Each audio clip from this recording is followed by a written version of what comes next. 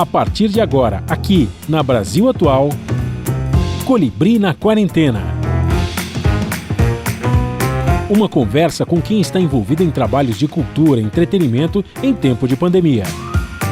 Colibri na Quarentena, um momento para refletir e se reinventar, na música, no teatro, no cinema e em todas as expressões de arte. Olá pessoal, no programa de hoje nós vamos falar com a cantora, compositora e educadora angolana Jéssica Areias. Há 12 anos no Brasil, ela está lançando o álbum Matura, que propõe a fusão entre o som ancestral dos tambores com os beats eletrônicos e contemporâneos. Um papo sobre as histórias, ritos e rituais do povo angolano nas línguas umbundo, quimbundo, kikongo e em português. Tudo online, em casa, na quarentena. Começando mais um programa aqui na quarentena, e hoje a gente está recebendo com muito prazer a cantora angolana Jéssica Areias. A Jéssica Areias, gente, ela estreou praticamente os primeiros meses da Hora do Rango, em 2016, ela esteve presente, estava aqui no estúdio com a gente, né? Agora a gente tem que fazer o programa no distanciamento, né? Jéssica, bem-vinda mais uma vez. Vamos falar do teu trabalho mais recente, o álbum Matura, né? Que você está lançando agora. A gente vai ouvir clipes, vai ouvir músicas e tal. E vamos falar um pouquinho da tua vida. Você já está há quanto? 12 anos você está no Brasil já. É isso? Bom dia, que alegria estar aqui. Agora é bom dia, boa tarde, boa noite, né? Porque tem o YouTube e o pessoal ouve. Então é alô mundo, como eu falo, alô mundo, porque aí não se compromete com nenhum horário, né? Com nenhum país. É isso aí.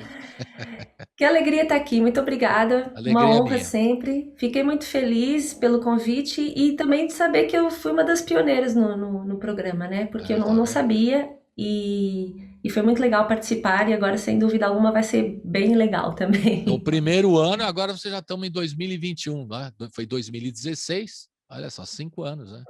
O tempo voou, né?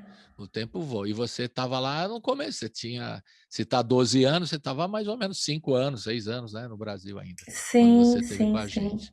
Metade do caminho. Antes da gente falar do teu trabalho mais recente, do Matura, e tudo, das canções que você escolheu, das parcerias que você vai contar, do som que você está fazendo agora, né?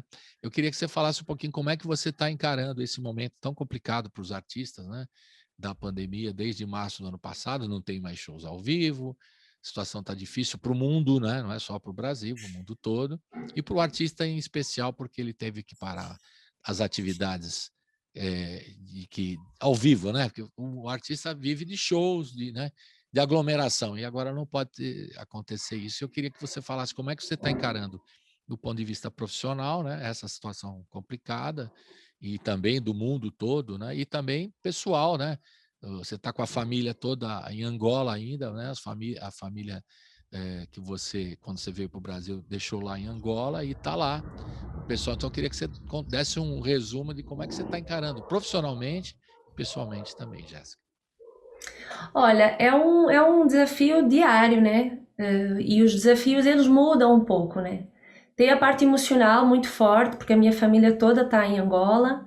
E tem a parte profissional também muito delicada, principalmente o ânimo de encarar todos os dias as novidades, né? Que são muitas e que são as piores em todos os sentidos. Mas eu passei por várias fases. Desde o início da pandemia, a gente já está há 1 ano na pandemia, né? 1 ano e 2 meses. Já entrando no segundo ano. Se você fosse a classificação, já entrando no segundo ano já. No início foi um pouco mais complexo a parte profissional. Primeiro porque eu vivo essencialmente de dar aula. Eu fazia alguns shows, mas eu sou preparadora vocal, então eu vivo essencialmente de dar aula. E no início eu fiquei um pouco destabilizada, porque eu não sabia como é que eu ia fazer, porque eu não dava aula online, eu dava aula presencial. Mas aí rapidamente me adaptei ao modo online, tive a sorte dos meus alunos, assim, a grande maioria aderir ao ensino online, e também uma crescente de muitos alunos, pessoas que procuraram esse escape e começaram a fazer aula para terem um respiro. Mas aí o Cauê, o meu marido, que vive essencialmente de música, de tocar, caiu tudo, absolutamente. Então a gente ficou assim numa gangorra eu, graças a Deus, tive bastante trabalho, ele ficou sem trabalho. Aí a gente morava em São Paulo, tivemos que sair de São Paulo porque a gente não ia dar conta das questões financeiras. Nos mudamos para Santo André, que é onde os meus sogros moram. Acabou que a gente conseguiu se organizar aqui numa casa que eles têm no meio do clube de campo, e foi maravilhoso, porque primeiro a gente está mais perto da natureza e a gente conseguiu segurar a onda das contas.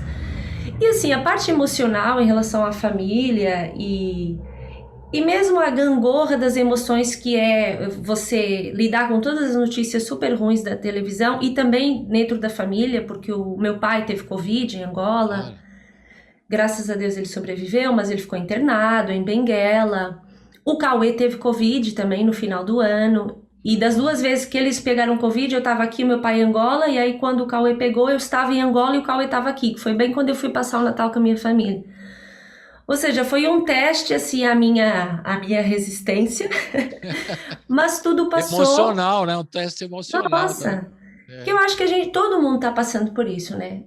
De forma direta ou indireta, mas eu acredito que nos dias de hoje não existe uma pessoa que não tenha convivido com alguém que já teve Covid, que não tenha perdido alguém próximo ou conhecido. A gente já chegou a esse patamar, infelizmente.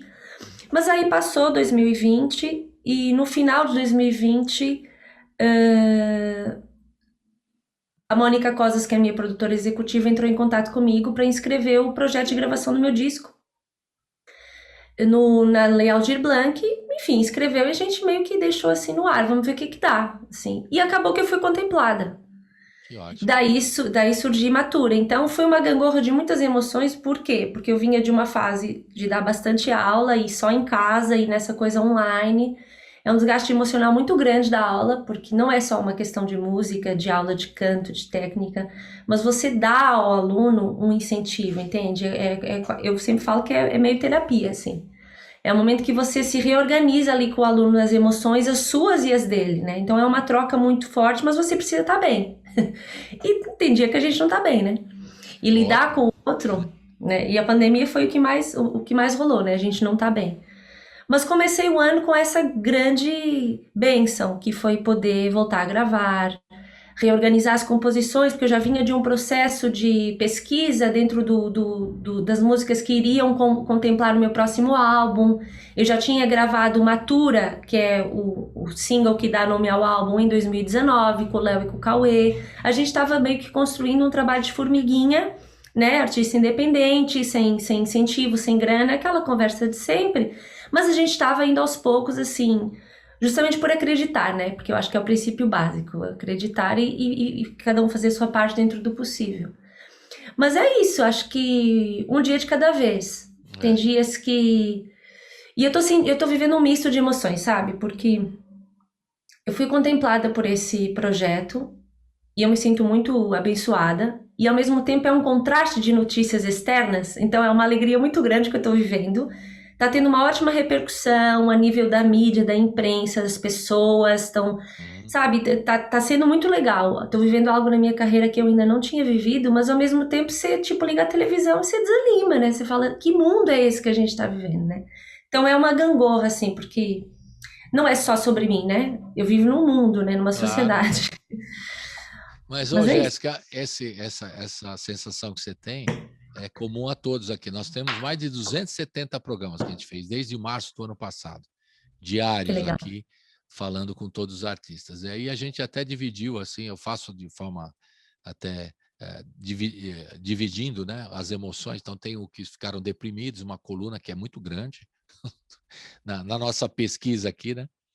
Gente deprimida. Aí tem na outra coluna o pessoal que ficou realmente hiperativo, porque achou que, bom, tem que estar, eu não posso sair, eu preciso fazer lives, eu preciso estar em atividade o tempo todo, não posso perder, porque senão, de repente, passa o tempo, as pessoas esquecem de mim e tal. Essa é a coluna dos hiperativos. E também tem a outra coluna dos perdidos, né? O que eu vou fazer agora? E agora? O que eu vou fazer? Vou lançar disso? Não vou lançar disso? Sei lá o que eu vou fazer. Então, e aqueles que são todos ao mesmo tempo. Num dia só é o meu caso, né? Por exemplo, você também junta tudo, né? É loucura mesmo. Né? Agora, eu imagino você que seria uma loucura também, que a família está lá. Então, quando você foi no Natal, no ano passado, para lá, o Cauê ficou doente e o seu pai estava doente. Quer dizer, uma coisa assim, você tem que lidar de lá para cá do Brasil com Angola, fazer essa ponte, ao mesmo tempo ficar preocupado em 2 lugares, né? O meu pai ficou em outubro com Covid. É. E em dezembro eu fui para Luanda, meu pai já estava bem, e o Cauê ficou em dezembro. E assim, com o fuso horário... E você estava lá. Eu estava lá. Eu estava lá. E o fuso horário de 4 horas, que ainda tem essa agonia, né? Ou seja, de madrugada aqui, lá eu já tô acordadíssima, agoniada, querendo saber notícia. E não posso, né? Senão vou acordar a pessoa. Claro. Ai, foi um desafio. E o fato de ter, você colocou também outra questão muito importante, o fato de ser receber o projeto, né, foi aprovado o projeto na Lei Aldir Blanc, dá muita alegria para poder desenvolver o trabalho nesse momento tão complicado, né? E isso é muito bom, né? Ser recebido esse incentivo, né, da Lei Aldir Blanc é muito legal, né? Poder Sim, trabalhar. até porque a gente sabe, além do óbvio, né, que é poder trabalhar, que é poder ter a manutenção dos boletos, né? Mas é um lugar também de que a gente sabe como a arte, ela mais do que nunca, ela está tendo um papel fundamental na pandemia, né? Está tendo um papel fundamental de resgate das pessoas mesmo, né? Das pessoas não se entregarem, né? A música, a arte tem esse papel muito importante. Entendi. E eu sei dessa dimensão, entende? Então é uma responsabilidade grande, não é só uma questão da minha carreira, gravar mais um disco, não, mas eu sei que isso representa algo grandioso, até para os artistas que não foram contemplados, por exemplo, né? Uhum. Entende? Não foi contemplado, né? Tá na batalha, enfim. Não, e o gozado você falou como uma brasileira já, né? Manutenção dos boletos. Isso manutenção dos boletos. Para pagar as contas, dinheiro para pagar as contas. E o Cauê, né? Que toca ao vivo também, como você, que depende de shows, aí o cara também ficou sem recursos, né? Complicado. Exatamente, muito complicado. O Cauê também dá aula de percussão, acabou que em 2020 ele conseguiu fazer vários projetos, foi chamado para algumas instituições para fazer e tal, mas a gente sabe que as coisas mudaram muito, né? Dizer que a gente tá conseguindo manter as coisas, não, é complexo, mas estamos aí. Agora, para dar aula dá para fazer, você já se organizou, já está equipada para dar uma aula de preparação vocal, como educadora que você é, pela internet. Agora, você já se adaptou, porque tem uma dificuldade também, né? As pessoas que no começo não é só porque está perdida, ou está deprimido, ou está hiperativa, que a gente não sabe como lidar com isso, né? Está começando a lidar, né? Então, a gente já tem aqui, como eu te falei, 280 programas, e a gente começou a lidar com isso. Os artistas mesmo, o microfone, a luz, né? Antes da gente começar a gravar. Tá boa a luz, o som tá bom, tem que ver tudo isso. E você que tem que resolver, não tem ninguém para... tem que fazer tudo, né? Exato. Eu tive que me adaptar bastante, mas assim, eu já dava aula, já dou aula há 7 anos. Não é que eu comecei a dar aula para conseguir sobreviver à pandemia. Mas remotamente você não tinha dado aula. Não, e aí eu fiquei em pânico, porque eu tive que lidar com o desafio do delay, por exemplo. Eu não consigo fazer o aquecimento vocal e o aluno fazer ao mesmo tempo. Eu tenho que tocar e ele faz a capela. Eu comecei a gravar as bases para os meus alunos, para eles, porque eu normalmente faço as bases para eles cantarem, dentro do repertório que eles escolhem. Então eu tenho que previamente gravar a base, enviar para eles colocam para tocar aí. Eles têm que ter um outro aplicativo e aí a gente faz aula pelo Zoom e aí é possível, mas eu não consigo tocar nada, a não ser que eu pire aqui o cabeção, porque ele vai sempre cantar atrasado, né? E é um mega desafio. Mas assim, super possível e sobretudo porque eu acredito que tanto eu quanto os meus alunos conseguimos criar um vínculo de querer que desse certo, sabe? Entendi. Porque é sobre isso, afinal de contas. Não, né? mas você está falando dessa adaptação, quantos cantores até que gostam de cantar, né? E começaram a criar, editar. Então, agora o que temos de cantoras e que são editoras também. Por exemplo, eu sou uma delas. Tem que fazer tudo, tem que editar, tem que preparar. Porque, como você falou, o delay, eu estou falando aqui, se a gente for cantar juntos aqui, eu vou pegar um violão, você também, não vai dar certo, porque tem o delay, um atrasinho não dá. Agora dizem aí os meus amigos músicos que quando chegar ao 5G isso vai resolver. Não sei, mas enfim, a gente já tem que aprender, né? Aí vai ser mais legal, vai dar para fazer quase, né? Com mínimo de delay, aí vai dar para falar, como ao vivo, né? como se estivesse ao Sim. vivo mesmo, né? Mas Quem eu sabe? acredito, viu, que vai ser possível porque é a realidade. O mundo atual é esse. Então, as tecnologias, os criadores de software estão todos na corrida, porque a lógica do mundo capitalista é a mesma. Então, eles não querem ficar para trás, eles não querem perder, Claro. né? Então, a gente precisa também, eles precisam. Então, é algo que se autoalimenta, né? Então, é isso. Falando nisso, a gente já pode partir para o consumo de música com as plataformas digitais, né? Quem diria de uns tempos para cá que tudo estaria nas plataformas digitais, que todo o trabalho musical teria que passar por uma plataforma digital de streaming para ouvir a Jéssica, né? Eu não ia comprar o disco dela só, agora eu posso ouvir, né, pela internet, pelas plataformas de streaming. Isso não era Eu uma acho isso realidade. incrível. Não É, era, imagina, tem não, pessoas na Coreia quando do você Sul veio, ó, para não ir muito reclamando. longe, quando você veio, não estava no streaming o seu trabalho, nem tinham desenvolvido os streaming. Não. 2016. E nós não estamos falando de muito tempo, 5, 6 anos aí, não é? Olha só. Não, total, total, gente. Agora a gente faz show e põe no YouTube.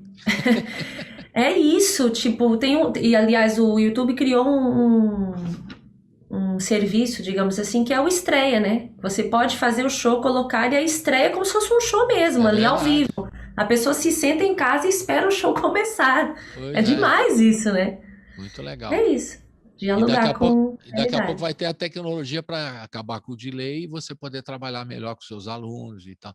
E você fazer uma participação ao vivo aqui com a gente, né? Na rádio, por Ai, exemplo. com certeza. Seria mais fácil, né? Vamos lembrar Mas desse dia. Vamos vamos lembrar fazer, desse dia. vamos fazer, vamos fazer. Não, e quando sair, acabar tudo isso, né? Espero que em breve a gente poder recebê-la no estúdio também, receber Ai, você será um lá no estúdio. prazer. Então vai ser assim. Mas é isso, as tecnologias têm que nos ajudar, né? E a gente fica meio refém também, né? Você não acha que isso tem um dado cruel? Você falou aí do capitalismo, né? Obviamente, da corrida tecnológica, todo mundo atrás e tal. A gente não fica muito refém também dessas tecnologias? Ou você não enxerga assim? Olha, eu acho que a tecnologia, ela, sendo bem usada, ela pode de fato trazer vários benefícios, sabe? Tem vários softwares que eu posso utilizar para dar aula, que facilitam o entendimento do aluno. Mas Uhum. eu também acredito que não pode ser tudo tecnologia, sabe? Eu acho que a gente não pode esquecer o lugar do acústico, do ao vivo, do encontro. Afinal de contas, foi daí que nós viemos, né? Então, vale lembrar. Então, eu acho que sim, a gente fica um pouco refém, até porque tudo nos conduz até esse lugar, principalmente numa pandemia, que o único meio que a gente consegue encontrar nesse momento para trabalhar é o virtual. Então, a gente está adaptando absolutamente todos os nossos projetos ao virtual, mas ao mesmo tempo eu acredito que a gente tem que continuar acreditando que vai voltar pro presencial e que a gente não pode se render à tecnologia, senão a gente nunca mais sai dela. Pois é. E também, mas isso não atrapalhar também a criatividade também, né, Jéssica? Esse é um detalhe interessante. A Sim. criatividade tem que seguir. E vocês produzindo, isso é muito bom. Produzindo música, gravando, compondo, né? Cantando e tudo mais. É isso que tem que ser feito, porque senão, né, o cara para, né? Porque em função da tecnologia não se desenvolve do ponto de vista criativo, porque há sempre uma dificuldade, né? Mas eu tenho visto, viu, não sei o que você pode me dizer, parcerias incríveis aí, por exemplo, juntando os artistas todos. O cara manda o áudio, como você falou, que você manda para o aluno uma base e tal, e composições, parcerias que você não imaginava antes. Sujeito lá em Angola mesmo, né? Você pode fazer uma parceria com um sujeito lá e ele grava, manda para você pela internet e tal. Isso facilita muito. Antigamente era uma dificuldade tremenda, né? Agora a coisa, né? Essa possibilidade de falar com o mundo, né? É interessante, né? Você pode É desenvolver fundamental. Eu acho que quebrou umas barreiras que a gente tinha isso, mentais de barreiras. que a gente só conseguia exercer nossa profissão ali no dia a dia. Mas, por exemplo, eu posso dar aula para qualquer pessoa do mundo. Eu não preciso só É. dar aula No para Brasil, alunos de Brasil, São Paulo, exato, ou do Brasil. E ao mesmo tempo eu posso dar aula de qualquer parte do mundo. Eu só tenho que me adaptar ao fuso horário. claro. Então tem isso também, além de que outras parcerias foram feitas com outros artistas, o contato possibilitou sem dúvida isso. Eu estou fazendo a pós-graduação em pedagogia vocal. O curso começou quando começou a pandemia. Olha, E aí a gente se adaptou online. E assim, para a maioria dos alunos, inclusive para mim que tive que me mudar para Santo André, é melhor fazer online, entende? É claro. Porque muitos deles eram de outras regiões do Brasil e vinham de 15 em 15 dias para São Paulo. Mas o online possibilitou que a gente consiga continuar fazendo e não precisar se deslocar, né? Então tem toda uma questão de custo que se reduz, Claro. mas ao mesmo tempo você acaba tendo contato com outras realidades que a internet possibilitou, né? Abriu a nossa mente para esse lugar. E que antes Legal. era meio duvidoso, né? Sei lá. Não, você até poupa uma série de coisas, o transporte, né? E pode intensificar o estudo também, por causa disso também, né? E você está Sim, fazendo sim. esse pós aonde? Que lugar? Quer dizer, Na Santa Marcelina. A Santa faculdade é Marcelina. Santa Marcelina. É. E é de 15 em 15, sexta e sábado o dia inteiro. É puxadíssimo. Mas é demais. Sexta e sábado o dia inteiro. Tudo online. Você fica quanto tempo? Fica direto no vídeo lá trabalhando? A gente fica sexta das 14 às 18, tem um intervalo de 20 minutos, e depois das 19 às 22h30. Oh, é puxado, Sexta. hein? Sábado é das 9 da manhã às 6 da tarde. Tem uma horinha de intervalo de almoço. É puxado, assim. Mas a grade curricular é incrível, os professores são maravilhosos. Legal. E é com isso que eu trabalho, né? Então, tá me dando bastante conhecimento, né? Eu voltei a estudar para isso, né? Sou preparadora vocal, então conhecimento nunca é demais, né? A gente aprende Isso. o tempo inteiro. E a ciência da voz é recente, entende? A pesquisa dentro da ciência da voz é muito recente, da década de 60, mais ou menos. Então tem muita coisa sendo descoberta, sabe? Então é isso, é necessário estudar. Legal. Então você vê, não só você está lançando um trabalho novo, como você está estudando, está fazendo pós e está trabalhando, está desenvolvendo mais ainda a sua área de preparadora vocal, que é muito legal. Quer dizer, É muito legal. você está quase hiperativa, você já está na outra coluna lá já, hiperativa já. Olha, mas eu vou te falar uma coisa, eu estava mais hiperativa no passado, porque teve o boom dos meus alunos, né? Eu cheguei a ficar com 20 alunos por semana. Isso é uma carga muito grande, não só das aulas em si, mas de preparar a aula. Então é quase como se fossem 40 aulas, né? Porque a aula, dar aula e preparar a aula e tal. E aí eu queria fazer tudo, eu fiz muita coisa, eu fiz live, eu dava aula, eu fazia aula, nossa, eu tava assim, muito empolgada. E aí o ano foi terminando e eu fui ficando assim aí começou a vir meio uma depresinha. Tava mais hiperativa ano passado, esse ano eu tô um pouco Mas você assim, está nos estudando três. e está desenvolvendo, e está lançando o disco.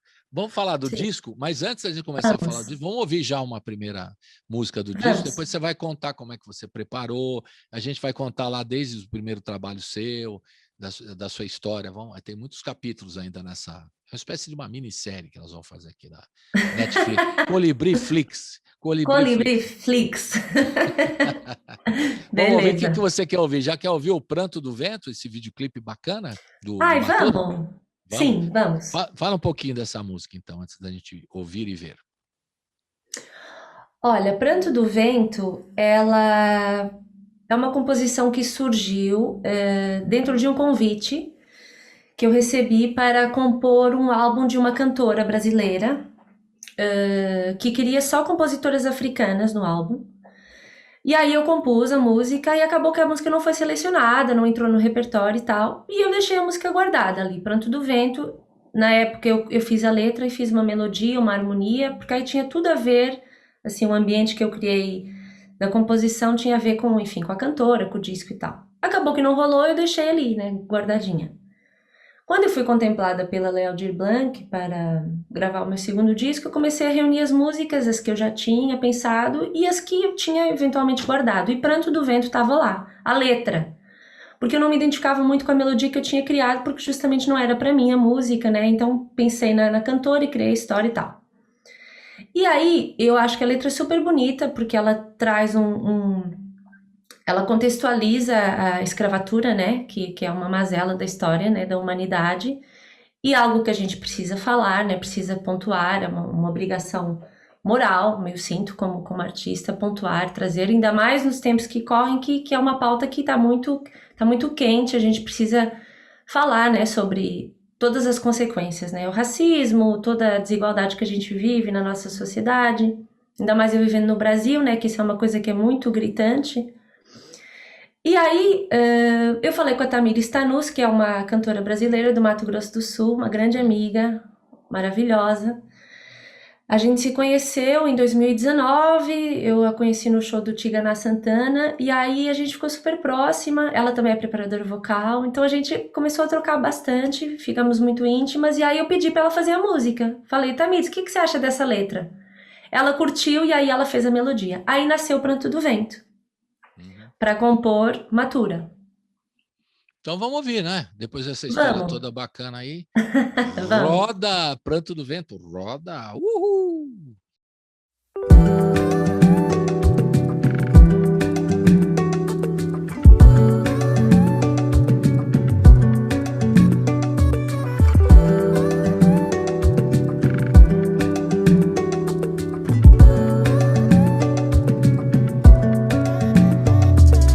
Quanto do sal desse mar derramou pelo olhar, quanto do grito a clamar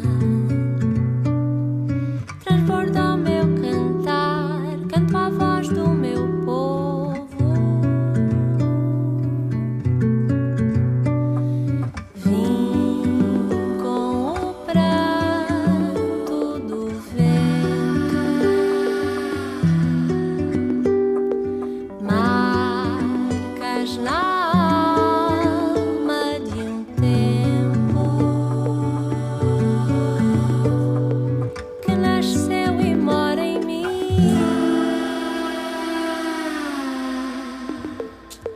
Meus ancestrais vou louvar e saber quem vem lá, e toda noite ao luar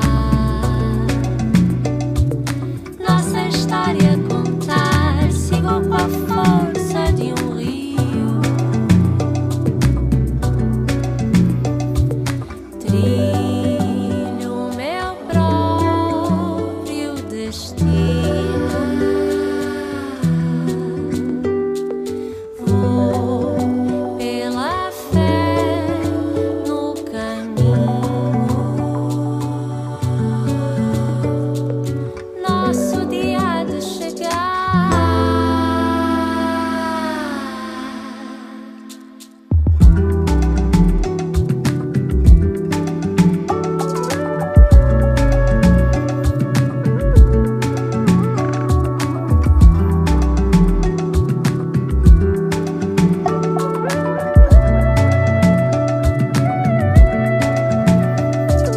Quanto do sal desse mar derramou pelo olhar, quanto do grito a clamar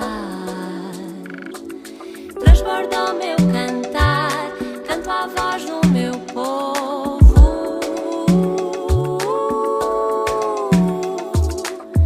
Vim com o pranto do vento, marcas na alma de um tempo, trilho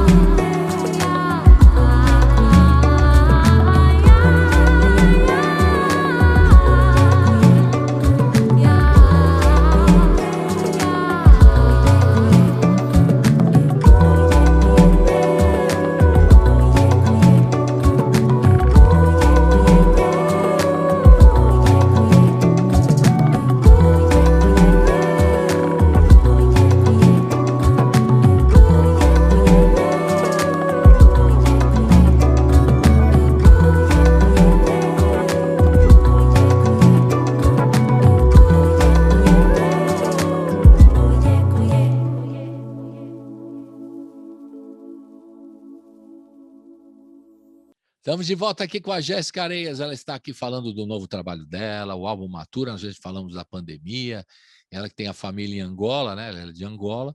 E também tem um marido aqui em São Paulo. Agora ela está em Santo André, né? O curioso é que no começo daquela primeira entrevista, você está cada vez menos com aquele sotaque, se me permite esse comentário. Você é uma preparadora vocal. De repente estou falando uma besteira aqui. Mas tenha cuidado. Mas você, no começo, às vezes, você dá praticamente no sotaque angolano, né, do português de Angola, digamos assim, né, que é o português de Angola. Parece que sumiu, ou eu estou enganado? Colibri, não, você não está enganado. Na verdade, se eu quiser falar com o meu sotaque, assim, eu digo o sotaque das minhas origens, porque eu acho que o meu sotaque acabou sendo esse aqui que eu estou falando com você. Porque eu não preciso pensar para falar, entende? Se eu pensar para tipo, eu tenho que ter o sotaque da minha origem, porque aí vai ditar um pouco a minha imagem. Eu no início pirava um pouco com isso, sabe? Porque você é angolana, você tem que ter o sotaque. Eu tô aqui há 12 anos. E, assim, a minha identidade, ela carrega todos esses sotaques, porque eu morei 18 anos em Angola, eu tô aqui há 12 anos, eu fiquei 3 anos em Lisboa. Sabe, não me prendo mais a esse lugar, mas eu acho que, de fato, eu tenho perdido o sotaque da minha terra, digamos assim. Mas também porque eu acho que agora eu não paro para pensar que eu tenho que falar assim contigo, porque senão ninguém vai acreditar que eu sou angolana. Tipo, eu consigo mudar a fichinha, mas eu acho que fica meio forçado, sabe? Sei lá. Mas no começo de 2016, na entrevista, se você pegar lá a gravação, você vai ver que tem um pouquinho assim, mais, né? E agora você vira a chave com uma facilidade tremenda, né? E eu lembro sempre a história, quando eu estive em Lisboa, no Congresso de Jornalistas de Língua Portuguesa, né? E aí eu estava falando, a gente estava brincando, né? É claro que todos nós, os que foram colonizados, né? A palavra correta é essa mesmo, colonizados pelos portugueses, né? A gente se juntou contra os portugueses nesse congresso, que era o Congresso de Língua Portuguesa. Então, angolano, pessoal de Moçambique, Guiné-Bissau, Cabo Verde, todo mundo junto, São Tomé e Príncipe, né? Todo mundo junto, a gente brincando com os portugueses, né? Brincando assim, que a gente, né? E eu, como brasileiro, também fiquei para o lado dos africanos, obviamente, né? E aí a gente começou, aí cheguei com uma jornalista portuguesa, eu falei assim, ela falou, vocês estão a brincar, né? Porque o infinitivo é muito usado no português de Portugal. A brincar, né? Vocês estão a brincar, não, infinitivo. A gente fala brincando, eles falam, a gente usa o gerúndio. Você sempre usou o gerúndio. Aí vocês estão a brincar e tal. Eu falei, não, porque, na verdade, eu não tenho nenhum preconceito eu brincando, né? Porque eu acho legal o sotaque de Portugal, de Lisboa. Eu gosto muito do sotaque, a alfacinha, o sotaque de Portugal, de Lisboa. Ela falou, não, o sotaque é de vocês, nós somos original. Ela me deu o troco, né? Então, esse negócio de porque aí eles são a matriz, digamos, né? Nós somos o original, vocês é que são o sotaque. Então, quando eu falo sotaque, também eu penso, né? Muito nessa frase da portuguesa, eu brincando e ela me corrigindo, sério, vocês é que são o sotaque, nós somos o original, né? Então é isso. Mas é isso, a gente, como povos colonizados, a gente tem essa mistura, né, do sotaque que foi oficializado, mas que na verdade passa longe de ser a língua nacional, né? A gente sabe disso, né? Isso é o a gente... Inclusive, Matura está bastante nesse lugar, né? Que eu canto em algumas línguas nacionais de Angola justamente para trazer esse lugar da identidade. Porque a língua oficial de Angola é o português, mas as línguas nacionais não são. Não passam por português, né? Então é isso, a gente criou vários sotaques para a gente conseguir sobreviver. Mas a verdade é que se a gente voltar na matriz... A matriz mesmo não tem nada a ver com português, né? Exatamente, as línguas angolanas. Quantas línguas tem lá hoje, se você for fazer uma apuração? Porque eu fiz um levantamento de Moçambique com alguns amigos de Moçambique e deu 37 línguas, 37 idiomas, né? E não são dialetos, para também ser muito correto nisso, você tem essa precisão, não são dialetos, são línguas oficiais. Dialetos. Então, são 37 idiomas que temos lá em Moçambique. E o português como língua oficial. Sim.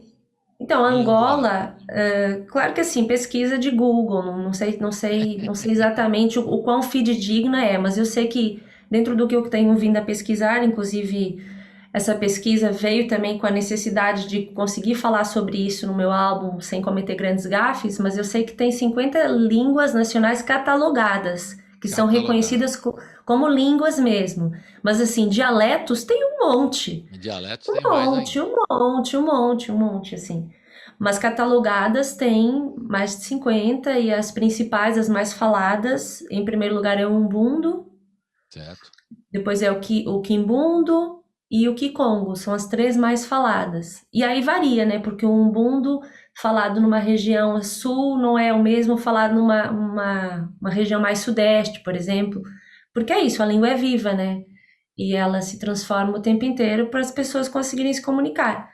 Mas uma coisa que está acontecendo em Angola, que também é um dos propósitos do disco, é que você não tem escolas bilíngue, né? As pessoas não ensinam a falar português e uma língua nacional, ou duas que seja.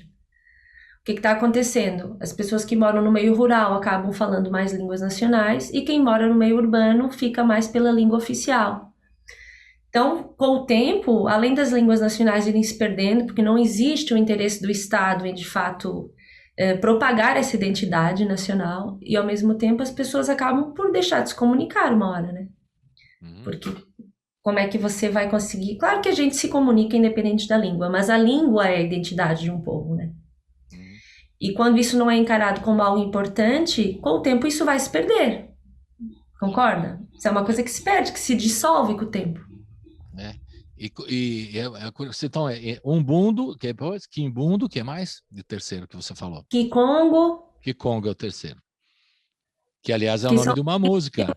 que é o nome de uma música. Por isso que nós vamos ouvir a música. Tem um gancho aí, Boa, tem um gancho. Vamos boa, ouvir o boa. Kikongo. Quer falar um pouquinho dessa canção do Kikongo? Sim, Kikongo aparece justamente com esse nome para enaltecer essa língua, em primeiro lugar.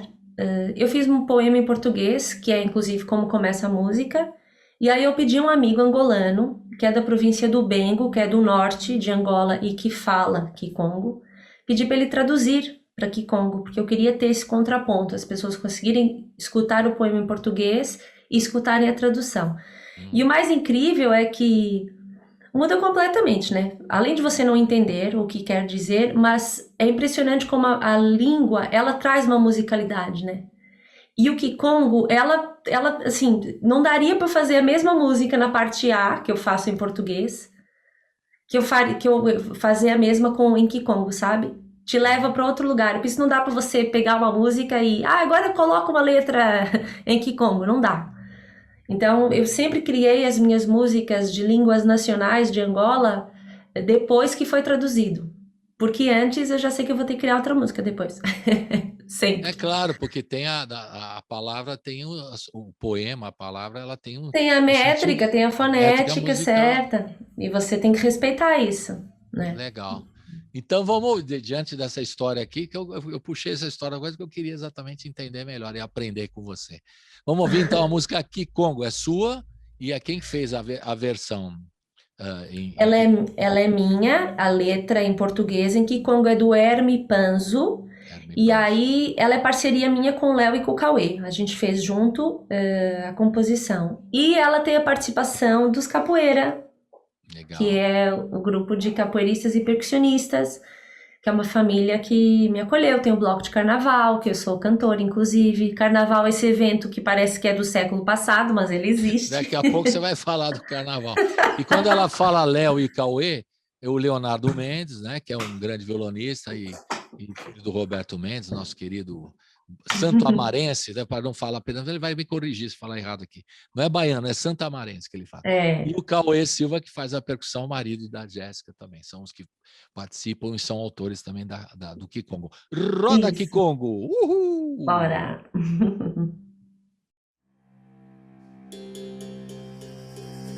Zambi wangigila yama yunyikuka uchi uyangala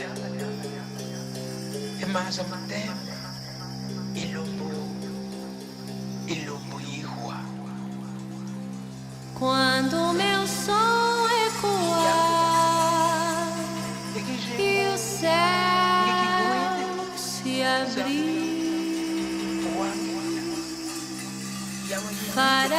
tempo parar pra Deus me ouvir. As pedras vão se encontrar, a terra florir, os rios acalentar, os dias sem fim.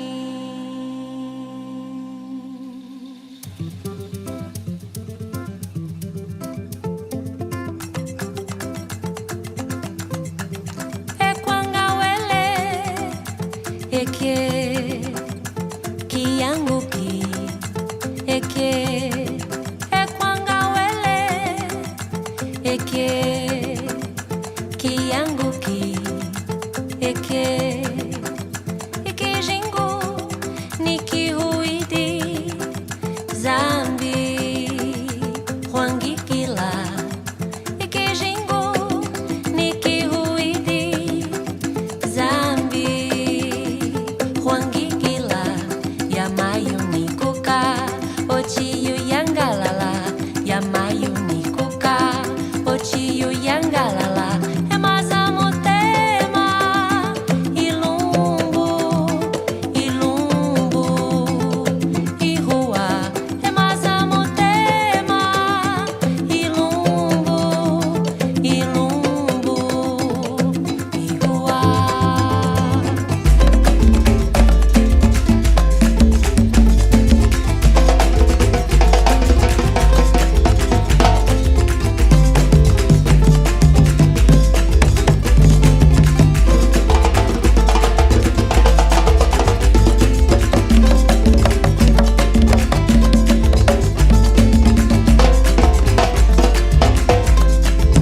É quangauele, é que anguki, é quangauele, é que anguki, é que jingu, niki huidi, zambi, wangigila, é que jingu, niki huidi, zambi, wangigila, yamayu nikuka, ochiyu yangalala, yamayu nikuka, ochiyu yangalala, é mazamutema, ilumbu, ilumbu, ihua, é mazamutema, ilumbu, ilumbu, ihua, é mazamutema, ilumbu, ilumbu, ihua, é mazamutema,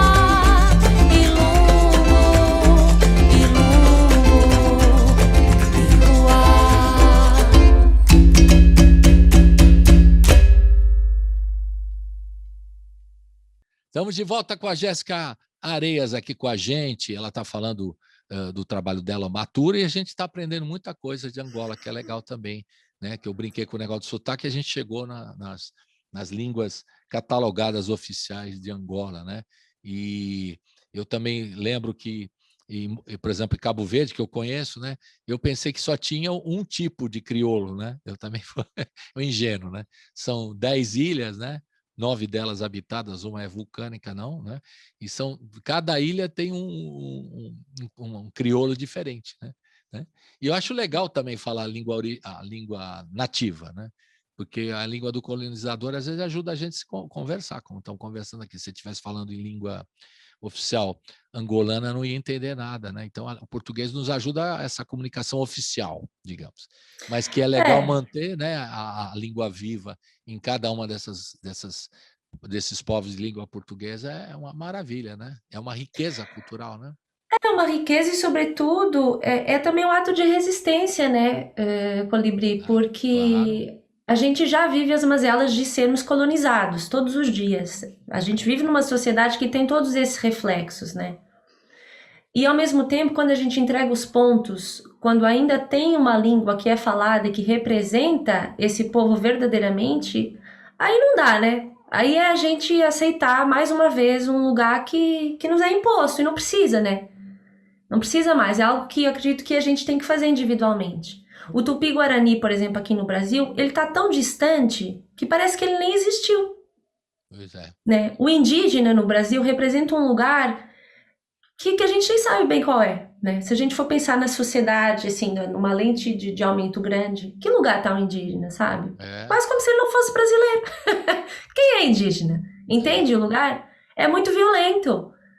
Então é um ato de resistência, sim, e também de conscientização. Eu tô querendo aprender a falar as línguas nacionais de Angola. Eu não falo nenhuma, infelizmente. Mas a minha bisavó, que tem 98 anos, ela fala 6, tá viva ainda. Olha Fala que 6 legal. línguas nacionais. Muito legal isso. Muito legal. E é natural para ela. Não era um ato de resistência, mas no meu caso e dos meus filhos e netos, será, porque não é algo natural, né? Não é mais. E para ela já sempre, ela aprendeu isso da família dela e ela vai transmitindo oralmente tudo isso aí, né? Agora, Exatamente. você acha que nós brasileiros, assim como você já é um pouco brasileira, bastante brasileira, 12 anos brasileira, né? Que você acha que a gente não liga muito para os povos de língua portuguesa? Existe um preconceito do brasileiro com os outros povos de língua portuguesa? A gente não se encontra... Porque musicalmente tem tanta coisa a ver, né, Jéssica? Tanta relação próxima. Na literatura também, que eu converso muito com essa turma toda, né? Estou citando, por exemplo, isso eu conversei com o Zé Eduardo Agalusa, um grande Que inclusive tem letra aí no disco. Pois é, eu vou falar dele também. O Agualusa, a gente falava sobre isso, ele que é de Angola também. Essa coisa do Brasil, será que a gente esnoba os outros povos de língua portuguesa? Falta ainda uma integração necessária aí? Como é que você vê essa possibilidade? É uma questão de política, porque no governo Lula até teve uma aproximação com os povos de língua portuguesa, especialmente os africanos, né? E você acha que está acontecendo? Como é que você vê isso, politicamente falando? Tá rolando o radinho aí no fundo. O radinho aí tá no fundo. rolando, é o carro do ovo. Deixa eu ver se é o carro do ovo. É o carro do ovo. Sempre passa aqui o carro. Como é que ele fala? O carro do ovo, a galinha ficou maluca. É um negócio assim, muito engraçado. Também tem um som, né? Tremendo, né? Essa é uma coisa da cultura popular maravilhosa que você acaba de falar, né? Que é o pessoal que vendendo faz uma canção também, né? O sujeito que vende as coisas todas na rua, né? A pamonha de Piracicaba, né? Aqui eu moro no meio do campo, então assim, é um evento, porque o consumo é muito forte, né? Porque a gente tá meio longe assim dos mercadinhos, então o ovo, o pão, a cândida, tudo passa aqui em casa e a gente compra. A galinha ficou maluca, promoção do ovo, essa é muito boa. Exatamente, a galinha ficou maluca, tá vendendo os ovos todos. E é o carro do ovo, que também é um traço da tradição oral muito interessante. O carro do ovo chegou, não é dos ovos, é do ovo. Do ovo. Não é isso, é o carro do ovos. É pior, o carro do ovos. Você fala, ok, é um traço, né? É legal que você registre tudo isso, que depois pode virar muita coisa da arte, né? Da música, da cultura. É legal você registrar. É um traço da cultura, né? Do brasileiro. Então, respondendo a sua pergunta, eu acho que ainda tem um distanciamento, sim. O que acontece no Brasil é muito distante do que acontece nos outros países colonizados. Talvez porque a maneira como a sociedade brasileira tem se organizado seja, em relação aos outros países que foram colonizados, o mais contrastante. Por quê? Porque se a gente pensar que 50% da população é considerada negra, mas não tem esse lugar de 50% nos lugares de destaque da sociedade, então necessariamente você já tem uma sociedade que é desestruturada, que é desigual. Então isso traz outras questões que fazem com que necessariamente o brasileiro ele se identifique com alguns pontos em relação aos outros países colonizados, mas que não consiga fazer a unificação em relação aos pontos positivos, porque existem pontos positivos, né? Então eu acho que fica um pouco preso ao lugar do resgate da cultura africana, que é do pertencimento, da representatividade, mas ao mesmo tempo não consegue se aprofundar um pouco em relação ao que acontece também nos outros países colonizados. Não sei se foi complexo o que eu te falei. O que eu quero dizer com isso? O ideal de África que o brasileiro tem, ele não é real. Não é real. Ele cria uma fantasia em relação à África para conseguir criar um lugar de identidade. E acaba se distanciando. Folclórica, essa fantasia é folclórica, quer dizer. Eu nem acho que é folclórica, mas assim, eles acham que, acredito eu, que as coisas acontecem em África de um jeito que não é real. Não é real. Os dirigentes africanos, eles tomaram as mesmas posturas que os colonizadores tomaram. Só que a diferença é que a maioria é negra. Independente do lugar que ocupa, estando no poder, classe média ou povo, a maioria é negra. Então não temos as questões que temos aqui. Mas o pensamento de colonizador é o mesmo. E aí acaba que se prende um pouco esse lugar do resgate de uma cultura africana que não acontece assim em África. Não acontece. O próprio angolano, por exemplo, se distancia cada vez mais da própria cultura. Porque quer ser americano, porque quer ser o que ele quiser. Desde que ele tenha um poder aquisitivo, ele pode ser o que ele quiser. A Lena Baúli, ela fala uma coisa muito interessante numa entrevista que ela deu. Ela falou, eu só me descobri negra quando eu cheguei no Brasil. Porque é isso, ela em Moçambique, ela não precisava se descobrir, porque ela é maioria, porque ela tá num lugar de conforto. E aqui você se descobre negro quando você é negro. Em Angola você não tem essas questões, entende? E ao mesmo tempo, então, que tem esse resgate de uma África que não é real, nem na própria África, ou vou melhorar, em Angola, por exemplo, que é o país de onde eu venho, ao mesmo tempo você se afasta de Portugal e do colonizador só com esse lugar de que é o colonizador. E não de que, olha, a gente tem uma história. E a gente tem uma história em relação entre os PALOP, né, os países que falam língua portuguesa, que é muito comum. Então a gente tem que começar a dialogar, tem que começar a entender como é que a gente pode fortalecer a lusofonia, né?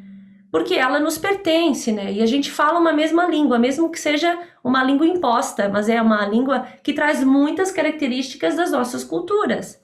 Exato, perfeito. Então eu acho que falta um pouco esse olhar um pouco mais amplo, sabe? Não sei se eu me fiz entender. Eu sei, mas depende também, às vezes, do própria política pública do país, né?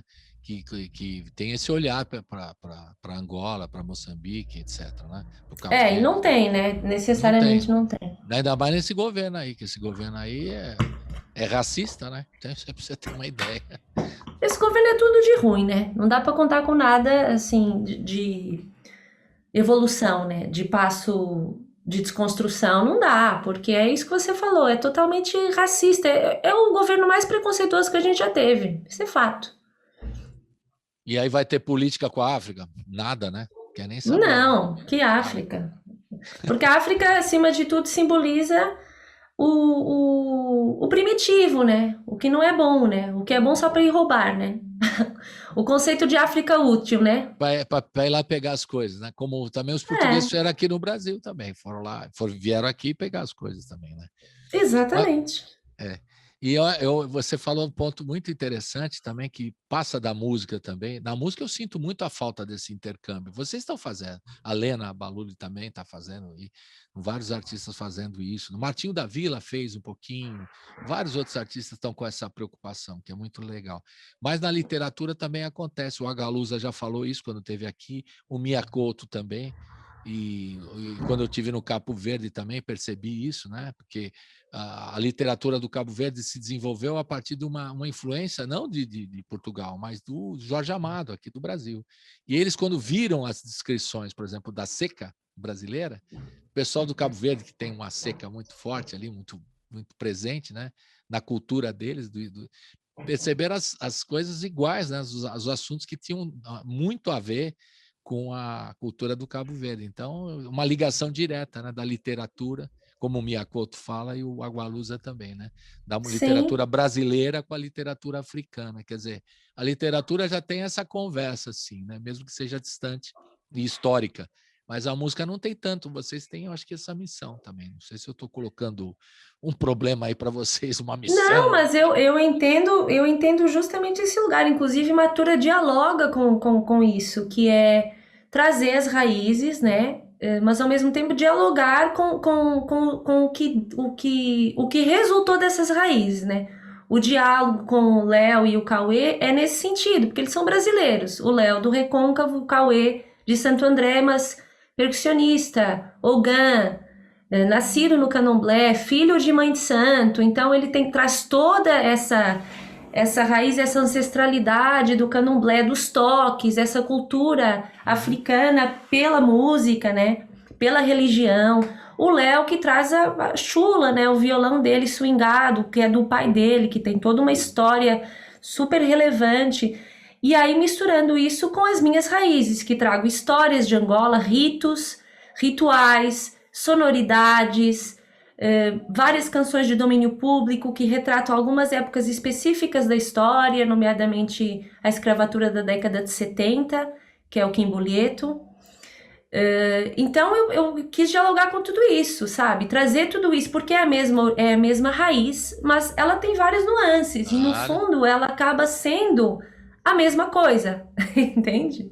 Você já está fazendo isso, eu falei da missão, mas você já está tendo essa missão, você já está cumprindo essa missão, na verdade. Não é verdade? Eu estou só falando que não é colocando você como uma missão, você já está fazendo isso, né? Como a Lena também está fazendo e outros, né? Importante. Vamos ouvir então, agora tem a ver, né? Super a ver. Mozungue, fala de Mozungue. Falei certo? Muzungue. Nada de mo, é Muzungue. Muzungue. Fale um pouquinho da música. Ah, você quer que eu fale? Desculpa, achei que a gente ia escutar. Vamos ouvir na sequência. Muzungue. Muzungue é um prato típico de Angola. Resumindo, é um caldo de peixe, tá? Mas a gente coloca cebola, azeite de dendê, tomate, enfim. A música fala a receita. Como é que surge o muzungue? Primeiro, muzungue é um dos meus pratos preferidos, e a minha mãe, desde que eu me entendo por gente, ela faz esse prato. E era assim, um prato temático todo domingo, quando tinha algum evento em casa, que a minha família é muito musical, então sempre tinha alguma farra em casa. E aí muzungue era o prato, assim, principal, a estrela do dia. E eu tenho grandes lembranças, tanto que o meu nome era Jéssica Zungue, porque eu gostava tanto de muzungue quando era pequena, que me deram esse apelido. E aí, quando eu estava escolhendo o repertório do disco, eu entrei em contato com o Agualuz. Eu já conhecia o Agualuz há um tempo, não conhecia pessoalmente, mas já acompanhava o trabalho dele e tal. E mandei mensagem e falei: Agualuz, eu tô fazendo o meu novo disco, e aí eu gostaria muito de poder musicar um poema seu, uma prosa, uma crônica, o que você tivesse aí. Ele falou: que legal, também já te sigo, gosto muito do seu trabalho. E ele falou: vamos conversar para você me mandar uns áudios falando um pouco da sua infância. Me conta, traços gerais da sua infância, me conta histórias e tal. E eu mandei vários áudios das lembranças que eu tenho. E uma delas era o muzungue, justamente essa história que eu acabei de contar para você. E aí ele me escreveu: que legal, eu adoro muzungue também, é um dos meus pratos preferidos, eu faço muzungue. E eu vou criar um poema sobre essa história. E a gente fala, beleza. Aí, passados uns dias, ele me mandou um poema com o personagem dele, que é a vovó Chiquinha de Acachonga, e é ela dando a receita do muzungue. Ele falou: o que você acha e tal? Eu achei genial. Eu coloquei de um jeito mais musical, né? Porque ele escreveu como poeta, né?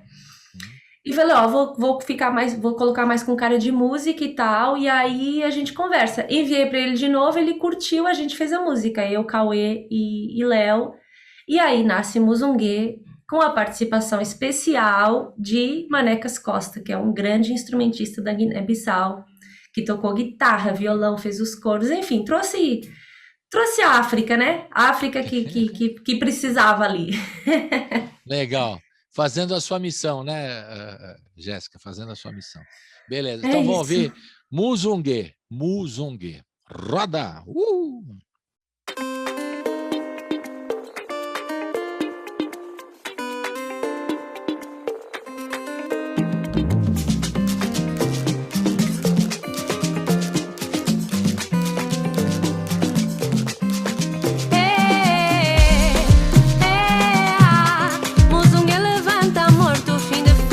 Volta a começar.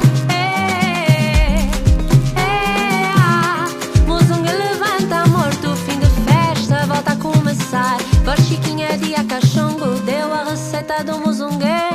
aprendeu com sua mãe. A sombra da mulemba, cebola em lume brando, óleo de palma lhe dourar. Tomate picado e amor não pode faltar. Peixe comprado na porta, garopa, pungo, curvina. O caldo a engrossar. Muzungue levanta morto, fim de festa, volta a começar. Muzungue levanta morto, fim de festa, volta a começar. Vó Chiquinha de Acachongo deu a receita do muzungue, que aprendeu com sua mãe. A sombra da mulemba, mandioca, batata doce, jindugu, caombo tem de entrar. Banana da terra, carinho, não pode faltar. Farinha do museque, limão da nossa horta. E o caldo a engrossar. Muzungue levanta morto, fim de festa, volta a começar. Muzungue levanta morto, fim de festa, volta a começar.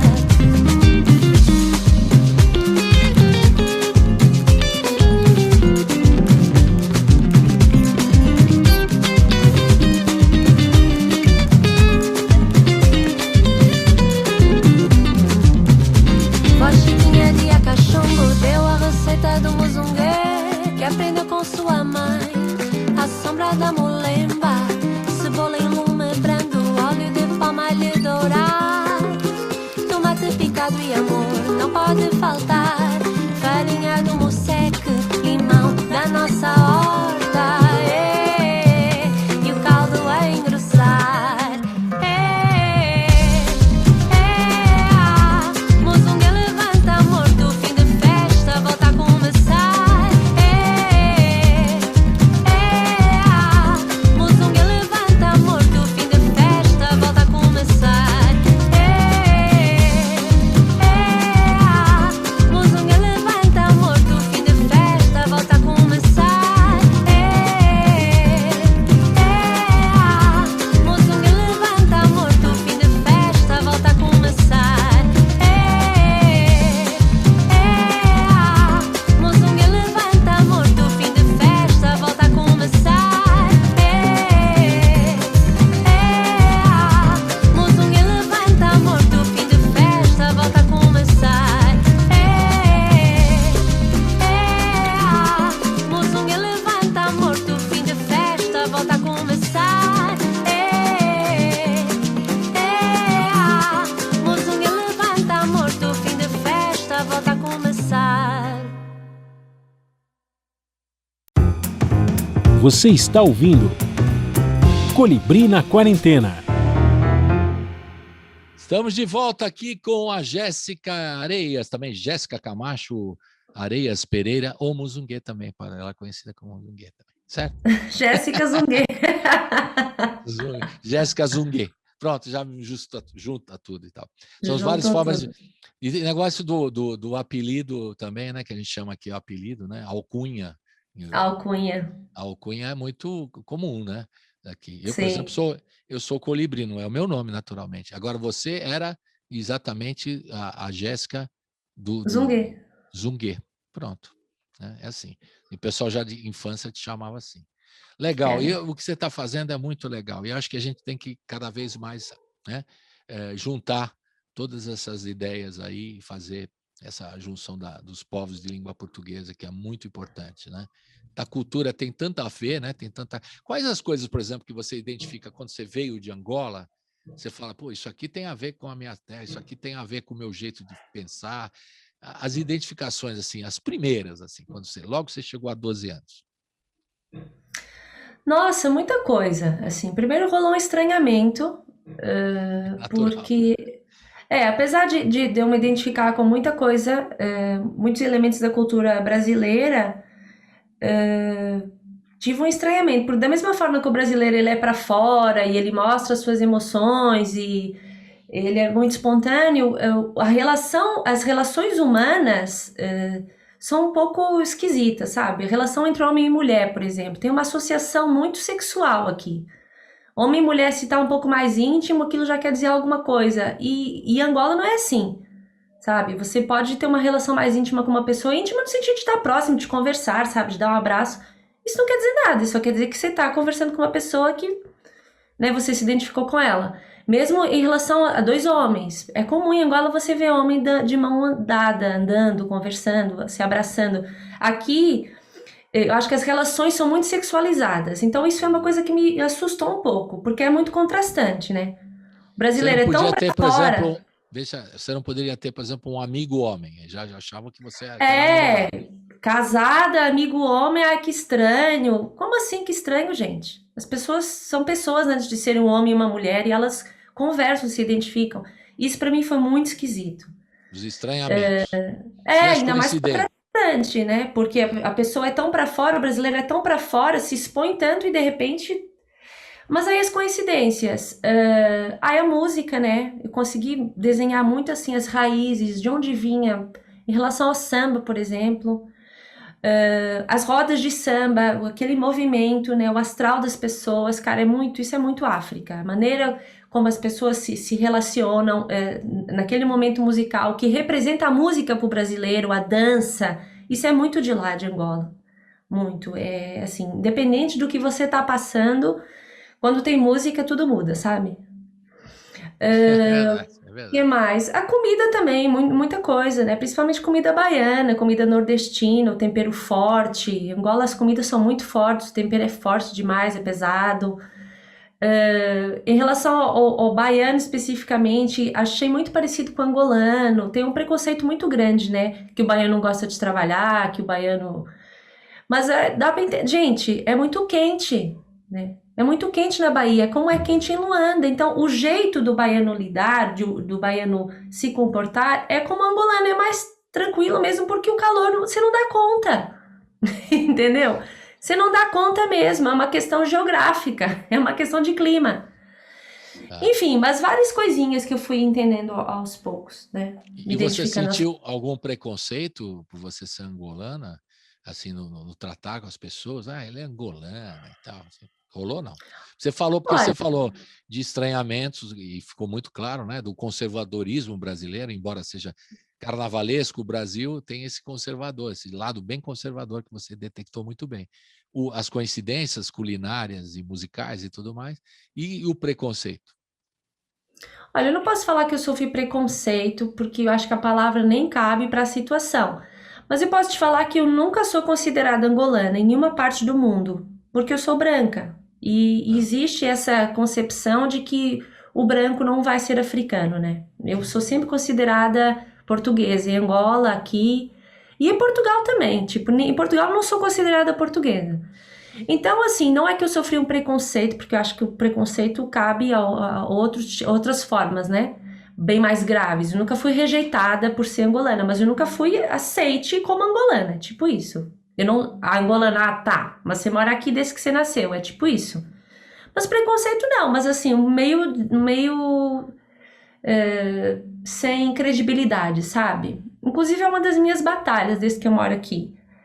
Eu, há uns anos, além dos meus discos autorais, eu apresento um trabalho que canto as músicas da minha terra. Faço cover de música angolana. E assim, é sempre meio esquisito. Quando eu chego para cantar, e aí toda vestida com tecido africano, porque é minha identidade. Quando eu começo a cantar aí, ela é angolana mesmo, mas as pessoas se prendem um pouco pela imagem, né? Enfim, resquícios da nossa história colonizadora, né? Mas é isso, eu sou angolana, né? Eu sou angolana, eu nasci em Angola, minha cultura é angolana. E eu serei sempre, eu cantarei sempre as minhas raízes, mas tem um pouco esse lugar de, opa, ela não é possível, ela é branca. Mas tudo bem, eu entendo. Faz parte, tem que lidar com isso, né? São coisas que tem que lidar, né? Até porque eu sou privilegiada, né, Colibri? Eu não tô no lugar de ser rejeitada, eu sou privilegiada, porque antes de qualquer coisa eu sou uma mulher branca, eu tenho que ter consciência desse lugar. E eu consigo lidar bem com o fato de que, ok, não tem credibilidade quando eu me apresento como angolana, mas a minha música fala por ela, sabe? Não é a minha imagem, mas é a música, e o objetivo é enaltecer essa música. Não passa por mim, sabe? Perfeitamente. Vamos ouvir mais uma? Lemba, agora. Eu tinha falado errado, agora eu falei certo. Lemba. Lemba. Vamos falar um pouquinho que essa música Lemba. Conta um pouquinho para nós. Enquanto você se prepara aí tomando uma aguinha, e a gente vai falar de Lemba. Olha, Lemba é uma música que eu tenho um carinho muito especial. Entrei em contato com o Filipe Mukenga, que é cantor e compositor angolano da velha guarda, um gênio da música angolana. Infelizmente não tão reconhecido como deveria. O Filipe está vivo, continua compondo, inclusive lançou o último disco, se eu não estou em erro, em 2018, belíssimo, como todos os discos dele. Eu vi um show dele aqui no Brasil, maravilhoso. Sério? Ele No veio Rio? aqui Não, aqui em São Paulo. Em São Paulo? Ah, que legal. Muito legal. E aí eu já no primeiro disco, em 2014, eu falei com ele, ele me deu uma música para eu gravar, e agora eu falei com ele de novo, e eu adoro essa música que é Lemba. Ele pegou basicamente um poema de domínio público em Quimbundo e ele construiu essa música. E eu pedi para fazer a regravação. E ele, claro, super generoso, querido, me falou o que dizia a música, me deu a tradução, contextualizou o poema, sabe? Assim, trouxe toda a carga histórica e cronológica necessária quando a gente vai cantar alguma música, né? E aí eu gravei Lemba, né? Que é dele, essa composição. Vamos ouvir então. Lemba do Vamos. Filipe Mukenga. Roda! Roda.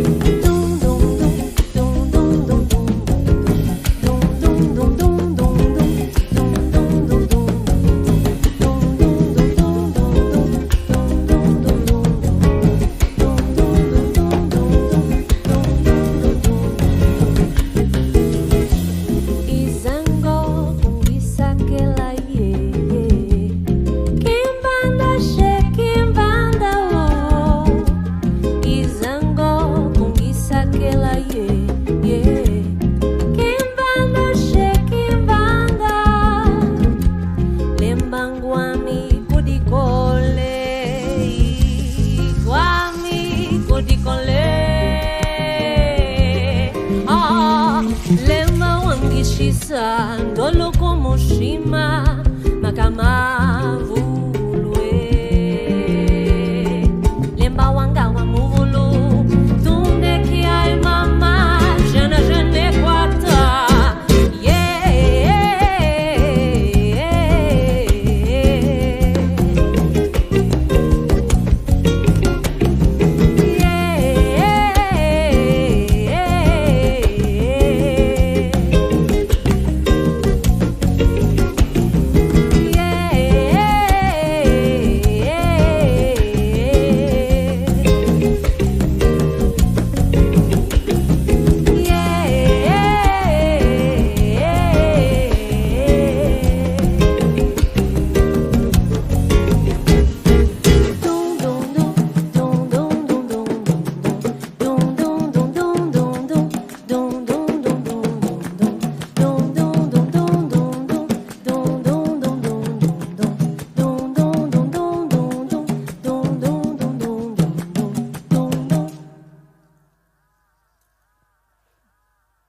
Estamos de volta com a Jéssica Areias, falando aqui do trabalho dela, o Matura, o álbum mais recente dela. E falando em álbuns recentes, quando você teve com a gente estava divulgando um outro trabalho dele, o primeiro, acho que é o primeiro que você fez aqui É no o Brasil. primeiro. Como é que chama? 2014, O Licença, que significa com licença, em Ubuntu. O Licença. E a gente falou desse trabalho. E esse trabalho, que número que é esse, Matura já? Depois que você É o fez o Licença? segundo, é o segundo. E por que você grava tão pouco? Devia gravar mais, fazendo uma crítica. Pois é, eu também acho que eu devia gravar mais, mas tem uma questão óbvia e que a gente não foge dela, que são os nossos queridos boletos. Eu gostei que você falou dos boletos.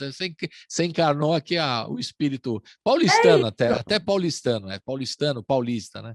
Dos boletos. É muito. Os boletos. Os boletos, é muito difícil ser artista independente no Brasil. Quando a gente não consegue ser contemplado por um projeto, por um edital, a gente consegue construir as coisas às duras penas. É muito difícil. Se você não tem um patrocinador, uma pessoa que acredita e que investe, porque acreditar hoje em dia significa você investir.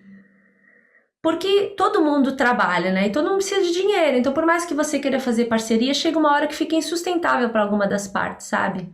Ou fica insustentável para o dono do estúdio, ou fica insustentável para o cara que vai filmar, ou para os músicos que estão te acompanhando.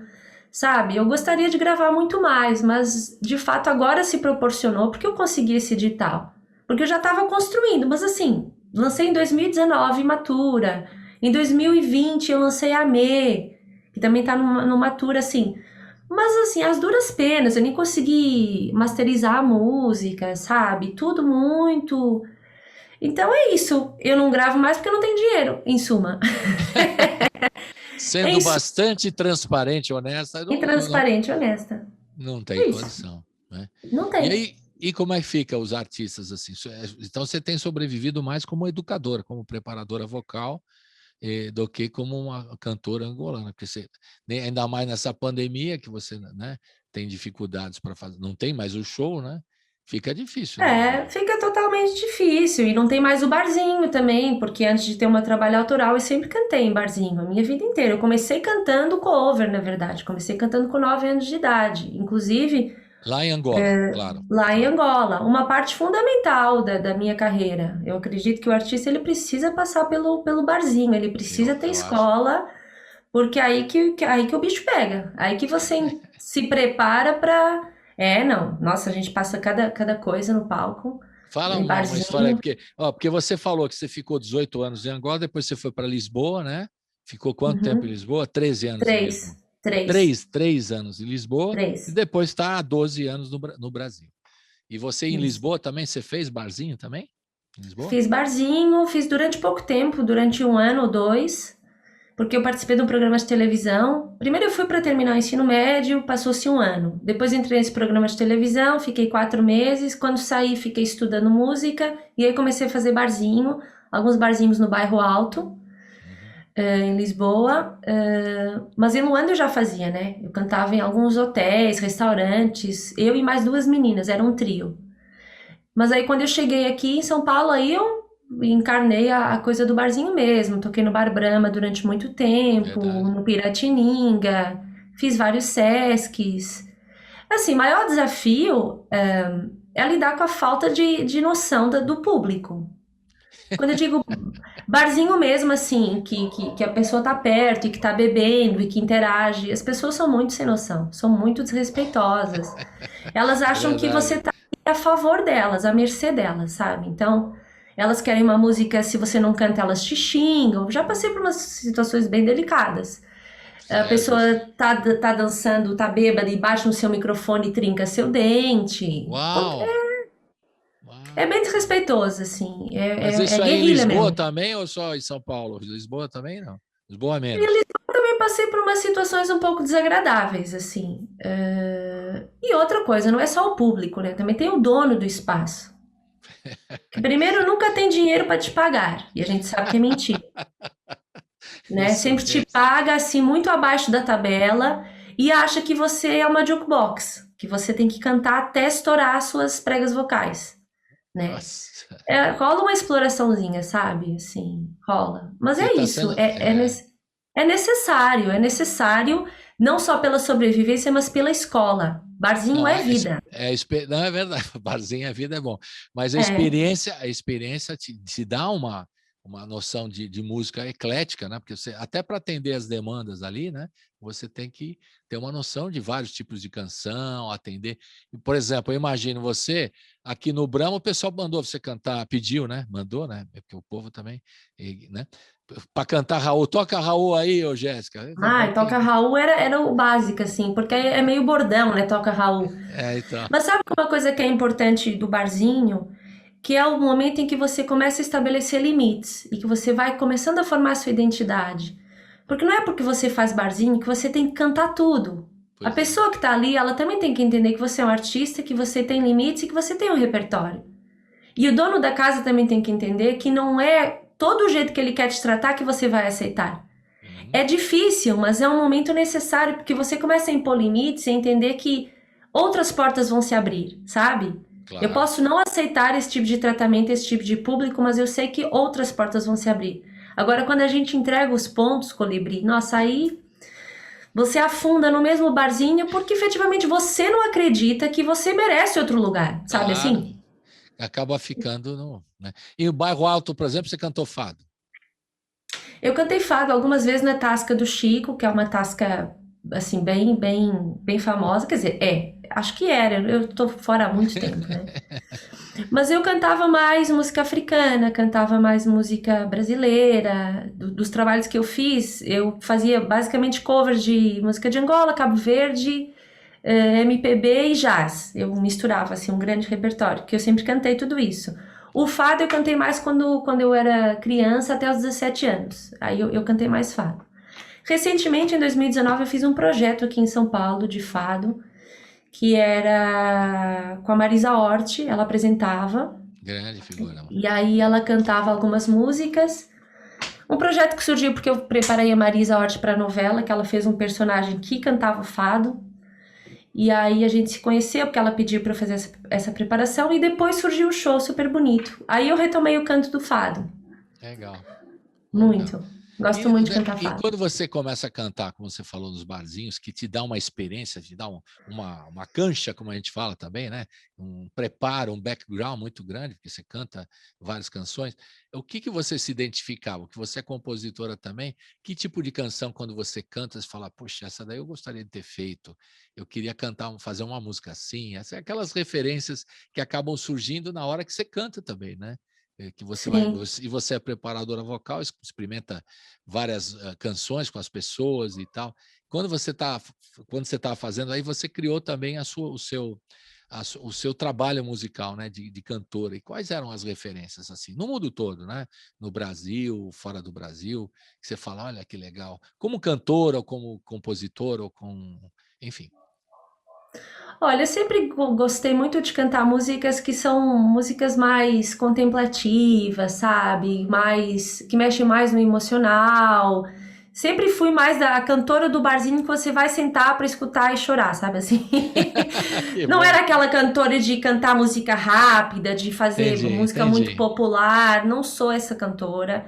E necessariamente no meu trabalho autoral também é uma música que é mais introspectiva, sabe? Não, mas, assim, grandes referências, sei lá, de música angolana, Felipe Mukenga, Bonga, Paulo Flores, da música brasileira, Djavan, Caetano, Elis Regina, muito, cantava muita coisa dele, sou muito fã. Do jazz, Billie Holiday, Ella Fitzgerald, do samba, cantava pouca coisa de samba, eu cantava sempre coisas um pouco mais fora, sabe? Sempre lado B. Eu nunca fui muito lado A, as minhas escolhas sempre foram lado B, assim, sabe? Mas eu tive sorte nos lugares que eu fui, sabe? Porque eu acho que eu consegui construir esse lugar. Imagina, Bar Brahma, esquina do Bar Brahma. Sim, Eu não conheço tocar muito bem. Raul e conseguir me manter lá 1 ano e meio cantando, Opa, não é bolinho não, como diz o sabe outro. assim? Tipo, então eu acho que eu consegui criar um público ali que respeitava a artista que eu era e o que eu queria comunicar. Porque eu acho que música é isso, é que as pessoas às vezes se prendem muito ao que tá tocando na rádio e elas querem aquilo ali. Não, gente, peraí. Tem tanta música legal, se Pois permite é. ouvir, né? Eu tive sorte, eu acho. De sorte, e você se impôs também, porque é muito legal poder fazer esse tipo. Vamos ouvir mais Sim, uma? Vamos ouvir mais uma? vamos. Quimbulieto. Falei certo? Não, falei mais ou menos. Fala aí. Quimbuleto. Não, tá certo, tá Falei? certo. Que você falou, Falou. quando você falou para mim, você falou tudo junto. Aí eu falei Quimbulieto. Quimbuleto, quimbuleto. Quimbulieto. Fala um pouquinho de Quimbulieto para a gente ouvir agora. Olha, Quimbuleto é uma música em Umbundo, que é uma das línguas nacionais mais faladas em Angola. E Quimbuleto eu conheci, dentro dessa pesquisa que eu estava fazendo, eu conheci um ex-militar, amigo de um amigo do meu pai, que serviu o exército durante muito tempo, e aí ele ficou contando um pouco das histórias da época da escravatura da década de 70 em Angola, que é o tempo do contratado, que a gente fala. Sim. E aí ele, enfim, várias conversas e ele cantou essa música para mim, que era uma música que o pai dele cantava, que aconteceu nessa época do contratado, e basicamente essa música é uma metáfora. Ele fala: levaram a chave e eu não sei o caminho de volta para casa. O que acontecia no tempo do contratado, para você entender o que significa essa frase? Era uma escravatura velada, digamos assim. Por quê? As pessoas, principalmente da zona rural, eram contratadas para trabalhar durante normalmente 2 anos numa região, no caso em Benguela, por exemplo. Só que elas ficavam lá esses 2 anos e quando terminava o contrato elas iam embora. Só que o que acontece? Elas meio que ficavam reféns. Por quê? Porque elas iam trabalhar para aquele lugar e aí elas tinham um mercado naquele mesmo lugar onde elas tinham que consumir, então elas não tinham muita opção.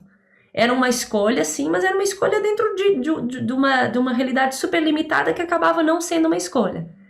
E eles não conseguiam voltar, né, essa população rural. Então ele me cantou essa música que eu achei belíssima. E aí eu achei necessário colocá-la no álbum, né? Beleza. Vamos ouvir então Quimbulieto. Roda!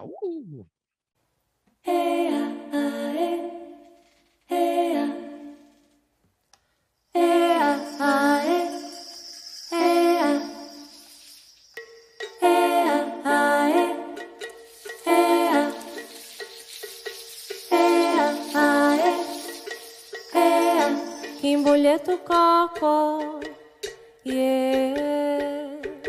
Quimbuleto coco, yeah. Lavalu cangenda, yeah.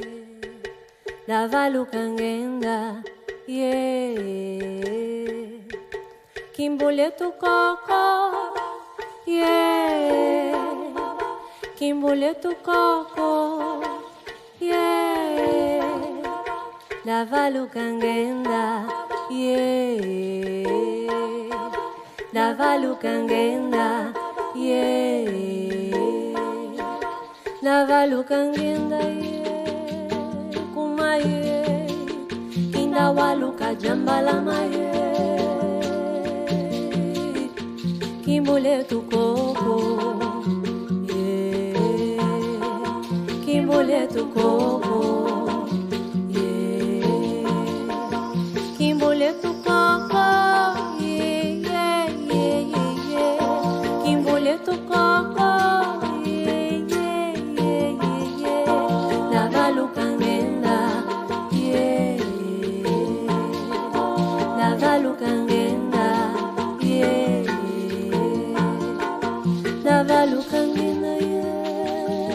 Kumaye, kindawalu kajambala maye. Quimbuleto coco, yeah. Quimbuleto coco, yeah.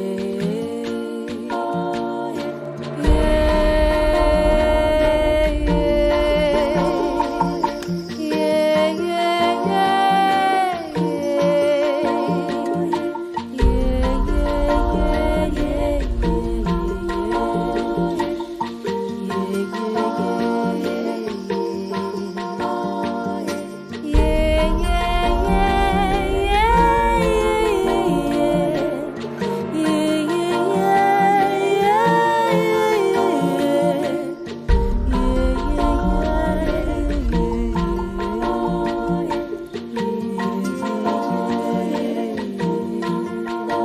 que molha teu corpo, yeah.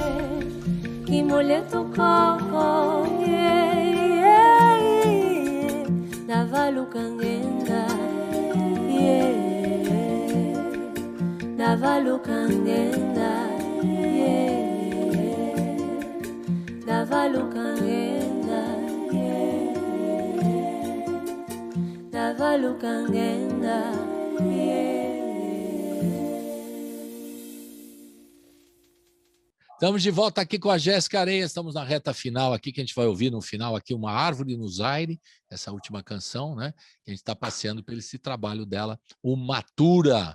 O Matura é o segundo disco da Jéssica, que ela devia ter feito mais, mas faltou muito apoio, né? Mas ela vai fazer agora ela está inspirada, vai inspirar, vai fazer mais. E eu queria que agora, nesse momento, a gente aproveitar o espaço para você dizer tudo aí, como é que a gente entra em contato com você, onde a gente pode ouvir o Matura, estão nas redes sociais, aquela hora de dar o serviço, né? Sim, sim, sim. Se quiser dar Bom, uma vocês receita podem... também do Muzonquê, também pode ser. Muzungue. Muzungue. Até o fim do programa eu aprendo. Diga. Boa. Bom, vamos lá. Quem quiser escutar Matura, está disponível em todas as plataformas digitais da sua preferência. Vocês podem entrar no meu Instagram, Jéssica Areias, tudo junto. E aí no link da bio vocês vão ter acesso a todas as plataformas, se vocês quiserem, que tá disponível Matura. Tem o meu canal no YouTube também, que vocês podem assistir o show de lançamento de Matura que aconteceu dia 2 de maio. Tem outros videoclipes, tem o videoclipe de Pranto do Vento, tem o videoclipe de Matura. Vocês podem acessar também o meu site, onde fala um pouco da minha biografia, um pouco do clipping, né? As notícias que têm saído por aí, as minhas aulas de canto, eu sou preparadora vocal, como eu já falei aqui. Então lá tem o meu e-mail, o contato, tem um vídeo mostrando um pouco como é que as aulas acontecem, que é um depoimento dos meus alunos. Acho que é isso. E me sigam. O Licença também está nas plataformas digitais. O Licença está nas plataformas digitais, está no meu site. O site eu acho que é um ótimo portal para as pessoas terem acesso amplamente à minha história e ouvirem todo o material discográfico que eu já fiz. Até e não só. Para entrar em contato também para aulas e que mais? E projetos, né? E projetos e shows, tem contato para show. É que show agora tá uma coisa improvável, né? Mas é isso, o site continua sendo um ótimo portal para vocês conhecerem um pouco mais do meu trabalho. Você está com vontade de fazer o show do Matura? Claro, né? Pergunta. Ai, demais, nossa, nem fala. Mas você tem demais. Vontade já de marcar para o ano que vem ou você está sendo ainda cautelosa, não vai marcar nada para o ano que vem? Porque tem gente que está marcando para 2022 já, né? Já deu como perdido 2021, já está marcando para 2021. Você já está fazendo isso?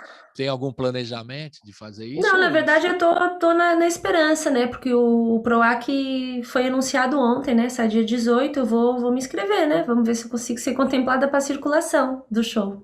Tô nessa esperança.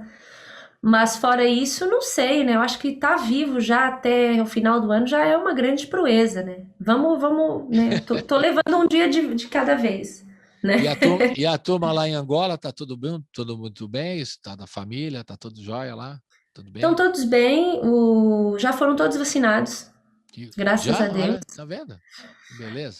Mas por quê? Porque o povo não leva muito a sério o vírus, porque não pega, né?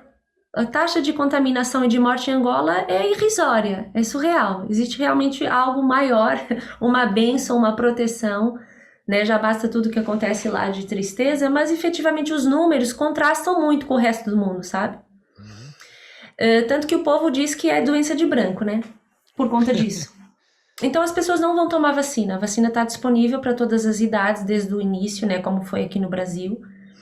Mas aí, tipo, foi passando para outras idades até chegar na minha irmã que tem 40 anos, por exemplo, que as pessoas não vão tomar vacina, entende? E também não tem essa campanha de conscientização.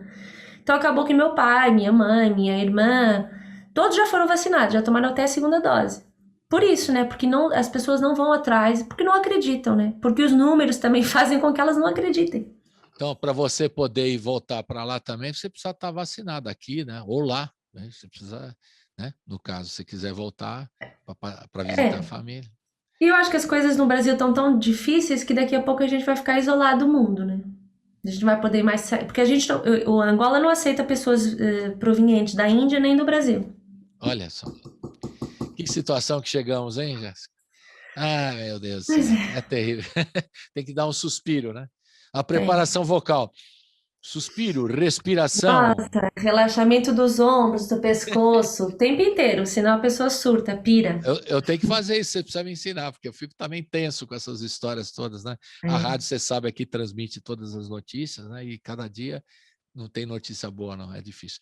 Coisa boa é a música brasileira e o trabalho que você está fazendo também aqui no Brasil, que é maravilhoso. Você já é Muito uma obrigada. brasileira para nós e está fazendo essa missão que eu falei da sua missão, você já está cumprindo ela e vai seguir fazendo isso. Muito legal mesmo. Então, para encerrar, Uma Árvore no Zaire. Fala aqui um pouquinho dessa canção para a gente encerrar. Uma Árvore no Zaire. Uma Árvore no Zaire é poema de Rui Duarte de Carvalho, poeta angolano, e foi musicado por Tigana Santana, cantor e compositor baiano, que eu sou muito fã. Entrei em contato com ele também e falei, Tiga, tô querendo muito uma música sua pro novo álbum. Falei do conceito do álbum, né? Falei com pessoas que eu achei que tinham a ver com o que eu tava buscando, e Tigana tinha essa música guardada, que ele já tinha feito há um tempo. Ele musicou um fragmento de um poema de Rui Duarte de Carvalho e ele nunca tinha gravado. E ele me mostrou, eu me apaixonei na hora, e aí gravei Uma Árvore no Zaire. Legal, vamos terminar com Uma Árvore no Zaire e um abraço virtual para a Jéssica Areias, vamos lá. Abraço, querido, muito obrigada. E até a próxima, né? Vamos te esperando aqui no estúdio, né? A gente sente muita falta aqui do som ao vivo, mas vamos levando. Obrigado mais uma vez. Eu que agradeço, obrigada. Tchau, valeu. Tchau. Uma árvore no Zaire,